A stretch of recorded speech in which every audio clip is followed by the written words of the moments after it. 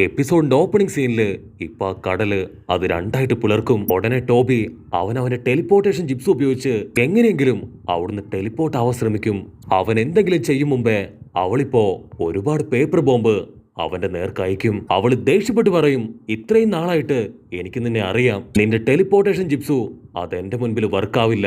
അതിനു മുൻപ് എന്റെ 10,000 പേപ്പർ ബോംബുകൾ അതുറപ്പായിട്ടും നിന്നെ ചുട്ടരിക്കും.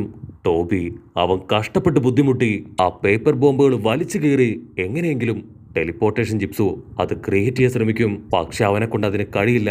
അവൻ എത്രത്തോളം അവളുടെ പേപ്പർ ബോംബുകൾ അത് നശിപ്പിക്കുന്നോ അതിന്റെ ഇരട്ടിയായിട്ട് വീണ്ടും വീണ്ടും അവൾ അവന്റെ നേർക്ക് അയച്ചു കൊണ്ടേയിരിക്കും. അപ്പോഴേക്കും ആ പേപ്പർ ബോംബ് അത് പൊട്ടി അങ്ങോട്ട് തെറിക്കും.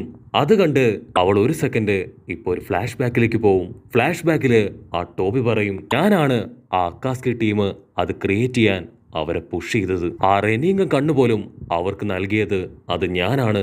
അതിപ്പോ എനിക്ക് അവകാശപ്പെട്ടതാണ്. കട്ട് ചെയ്ത നമ്മുടെ പെണ്ണ് അവൾ ഫുൾ കലിപ്പിൽ പറയും, യായിക്കോയ്ക്കും നാഗട്ടോയ്ക്കും അവർക്ക് രണ്ടുപേർക്കും ഒരു ലക്ഷ്യമുണ്ടായിരുന്നു. ഇന്നാ ലക്ഷ്യത്തിന്റെ കൂടെ നറൂട്ടോ കുട്ടപ്പനും ഉണ്ട്. അവരിപ്പോ കുട്ടപ്പനിൽ വിശ്വസിക്കുന്നുണ്ട്. ഞാനും കുട്ടപ്പനിൽ വിശ്വസിക്കുന്നു. ആ റെനിങ്ങ കണ്ണ് അത് യായിക്കോയ്ക്കും നാഗട്ടോയ്ക്കും അവകാശപ്പെട്ടത് മാത്രമാണ്. അവളാണെങ്കില് ഇപ്പൊ ഒരുപാട് പവർ ഉപയോഗിച്ചുകൊണ്ട് തന്നെ അങ്ങനെ പതിയെ താഴേക്കിരിക്കും. പക്ഷെ ടോബി അവന്റെ അടുത്തൊരു കണ്ണ് അത് ഓപ്പൺ ചെയ്യും. അവൾക്ക് എന്തോ ഒരു ഡൗട്ട് തോന്നി അവൾ തിരിഞ്ഞു നോക്കും. ടോബി അവളുടെ തൊട്ടു പുറകിൽ വന്ന് ഒരു സ്ക്വാഡ് എടുത്ത് അവളുടെ വയറ്റിൽ കുത്തി അങ്ങോട്ട് കയറ്റും. അവള് ഷോക്കാവും.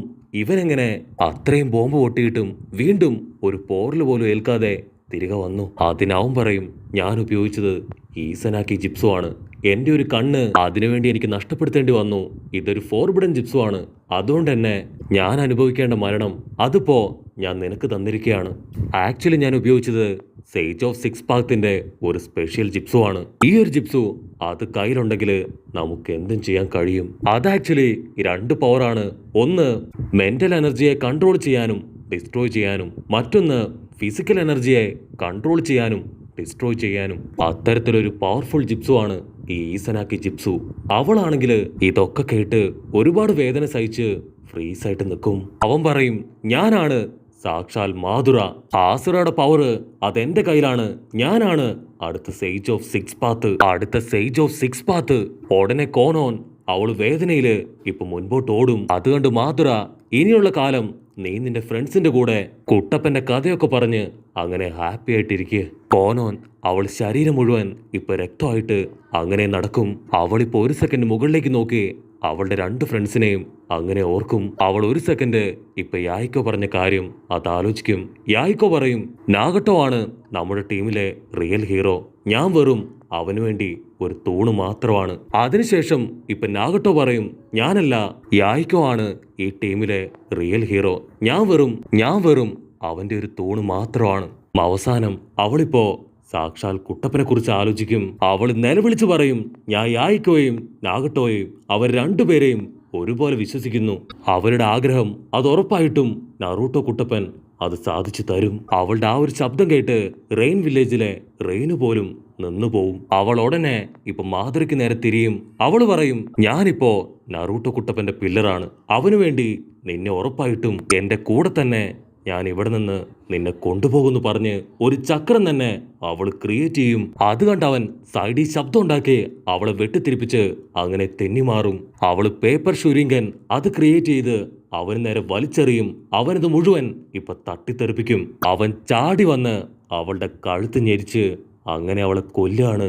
കട്ട് ചെയ്ത ഇപ്പൊ മാതുര അവനിപ്പോ യായിക്കോയും നാഗട്ടോയും ഒളിപ്പിച്ചു വെച്ചിരിക്കുന്ന ആ ഒരു സ്ഥലം അത് കണ്ടുപിടിക്കും. അവൻ പറയും, നാഗട്ടോ, അവസാന നിമിഷം നീ എന്നെ ചതിച്ചു. എങ്കിലും സാരമില്ല, എനിക്കിപ്പോ നിന്റെ കണ്ണ് അത് ആവശ്യമാണ്. എന്നെ ചതിച്ചിട്ടും നീ ഹാപ്പി ആയിട്ട് ചിരിച്ചോണ്ടിരിക്കുകയാണല്ലേ എന്ന് പറഞ്ഞ് ഇപ്പൊ നാഗട്ടോയുടെ ബോഡി അതും തൂക്കിയെടുത്ത് അവൻ അവിടുന്ന് കടന്നു പോവും. യായിക്കോയുടെ ബോഡി അതിപ്പോ അങ്ങനെ അവിടെ കിടക്കാണ്. കട്ട് ചെയ്ത ഇവിടെ കോനോൻ.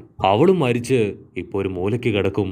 അപ്പ അവളുടെ ബോഡിയിൽ നിന്ന് ഒരു ചുവന്ന പേപ്പർ അതങ്ങനെ മുകളിലേക്ക് പറന്നുപോയി ഇപ്പൊ ഒരു ഫ്ലാഷ് ബാക്കിലേക്ക് പോകും. ഫ്ലാഷ് ബാക്കില് ഇപ്പൊ ചെറിയ മാമൻ കുട്ടികളായ അവർക്ക് 3 പേർക്ക് ഉടുക്കാൻ അവർക്ക് 3 പേർക്കും അവൻ്റേതുപോലെ തന്നെ ഓരോ തവള ഡ്രസ്സ് കൊടുക്കും. എന്നിട്ട് വൈറ്റും റെഡും കളറിലുള്ള ഓരോ ഫ്ലിപ്പ് ടൈൽസ് ഇപ്പൊ അവരുടെ മുൻപില് അങ്ങനെ തൂക്കിയിടും. മാമനുടനെ ഇപ്പൊ ആ ടൈല് അത് തിരിച്ചു കാണിക്കും.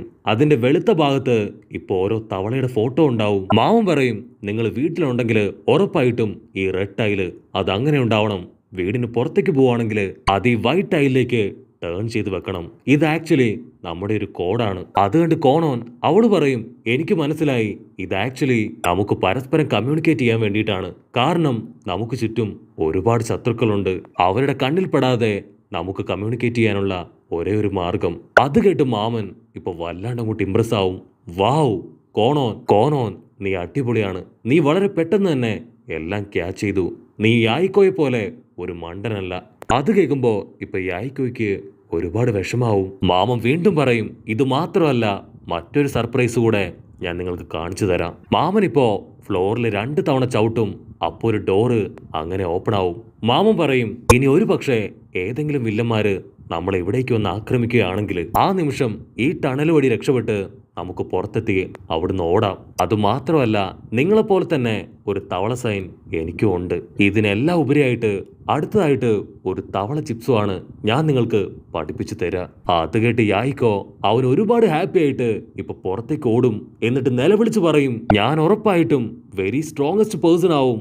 അതിനുശേഷം ഈ ലോകത്തിലേക്ക് ഞാൻ സമാധാനം അത് തിരികെ കൊണ്ടുവരും. അത് കേട്ട് ഇപ്പൊ എല്ലാവരും ഒരുപാട് ഹാപ്പിയായി യായിക്കോയുടെ അടുത്തേക്ക് വരും.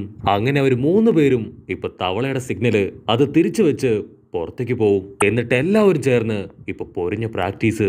അവസാനായിട്ട് മാമൻ അവരോട് യാത്ര പറഞ്ഞ് അങ്ങനെ പോകുന്ന ആ രംഗം അത് ശരിക്കും അവർക്ക് 3 പേർക്കും ഒരുപാട് വേദനയുണ്ടാക്കി. അവിടുന്ന് അങ്ങനെ കട്ട് ചെയ്ത് പിന്നീട് അവർ വലുതായതിനു ശേഷം അവർ അക്കാസ്കി ടീം അത് ക്രിയേറ്റ് ചെയ്യും. അതിനുശേഷം ഒരുപാട് ആൾക്കാരുമായിട്ട് ഫൈറ്റ് ചെയ്ത് പിന്നീട് ഓരോരോ മോൺസ്റ്റേഴ്സിനായിട്ട് അവർ കളക്ട് ചെയ്യാൻ തുടങ്ങും. അപ്പൊ ആ സമയത്താണ് യായിക്കോയും നമ്മുടെ കോണവും പെണ്ണും അവർ 2 പേരും പരസ്പരം മനസ്സിലാക്കി സ്നേഹിക്കാനായിട്ട് തുടങ്ങുക.